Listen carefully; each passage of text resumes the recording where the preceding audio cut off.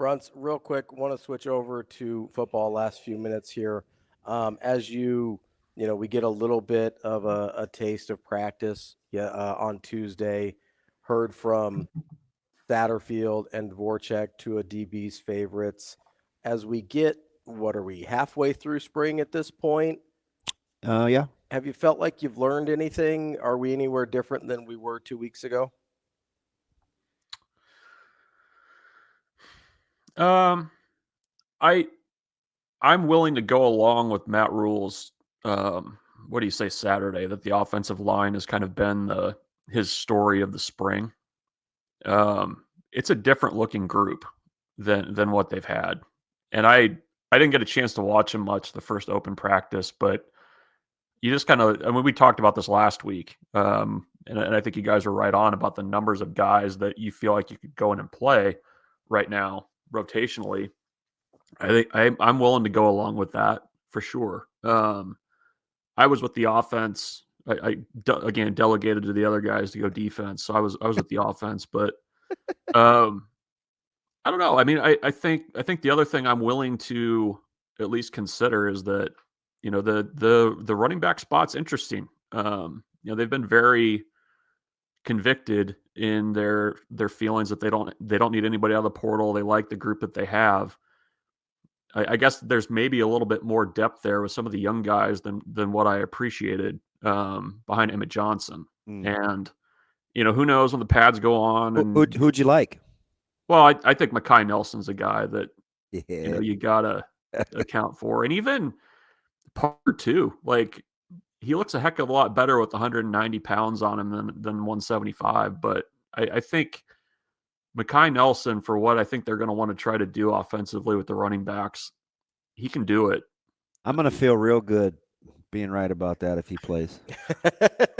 You've been holding that stock since last fall. I know. He just, I'm telling you, and I'm going to, it's not a secret anymore. I'm going to invest. I'm going to try to do the best that I can, that we do all the little things away from actually playing that give you a chance to be successful. He is a talented little guy, and he's mean-spirited too, which I like. I mean, we only get we don't see a lot of the run game stuff, so I can't really speak to that. But I mean, if they're gonna have running backs catching passes out of the backfield, I mean, there's gonna be some opportunity there with Johnson and Nelson and Parker and those guys. I mean, I feel like that's a piece of the offense that they haven't really had for years. So that's another thing I'm willing to go along with. I can see where they're behind the scenes saying like, okay, this is what we see versus what everybody kind of sees when they're looking at a depth chart and the stats. I mean, even Quentin Ives. I mean, he looks more of the part, but I think he looks the most like a Big Ten running back. He does. You just look at his stature. Yeah, I mean it's a good looking team. I mean they look good off the bus right now. So, but yeah, I think I'll go along with the offensive line and the running backs. I'll buy into that. I hate to ask you a defensive question because everybody, and I don't know if they want to. I'm not going to panic. Whatever happens, happens. You were interested in the DB room. It seems like, and I think Shafe was over there. Some of the guys. I hope so. He's supposed to be. Those are his marching orders. It seems like it's not near as complicated and crapshooty as we may have thought with all the numbers in the DB room. It seems like they're kind of settling into a little bit of a rotation there. Yeah, I mean, I think there's maybe less to sort through. I mean, I think you see the line, the list of defensive backs is about this long, and I mean, you're at least in the spring, you're kind of figuring out a little bit who can help you, and what guys can actually do. I mean, I think if you take that list, there's probably a pretty big piece of the list that's kind of over there working with Phil Snow in that second group versus everybody else. So, there's going to be some guys that get added to the mix, I guess, in the fall. But I don't know. That's a group too where I don't know that I necessarily would have just given the immediate edge to a returning veteran. You know what I mean? So Yeah, you can definitely tell the young guys that they want to work in. and so, I mean, that's also the value of the bowl games last year. You're able to figure that out a little bit more, get some of those guys some work with the top groups, and kind of.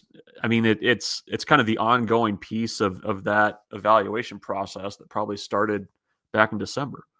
I kind of hope that everybody else works like that too, where you have some guys, you bring a handful of young guys along, then the next time the young guys can kind of push the older guys, it still kind of stays status quo. Then the young guys take over. Then you start the next cycle of that over again, where I think that's how they want to run the development of the program. Because It's I'm seeing that kind of in the wide receiver room too, right? A little bit of the older, more experienced guys. You still got a handful of young guys. yeah, And then you sprinkle in the next handful of young guys in, yeah.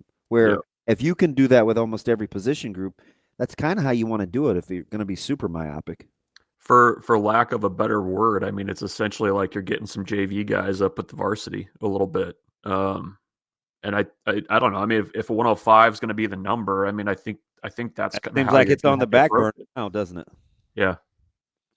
I'd be curious to see what a phase out, phase in process looks like to get to the number, because you can't do it in a year.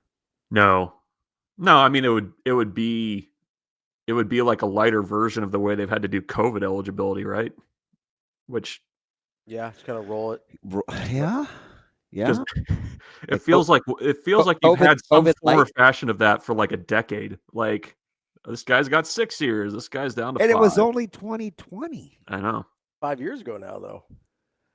COVID light. I like that, Bruntz. That might stick too. The pandemic of college football, the 105 roster. You might be right though.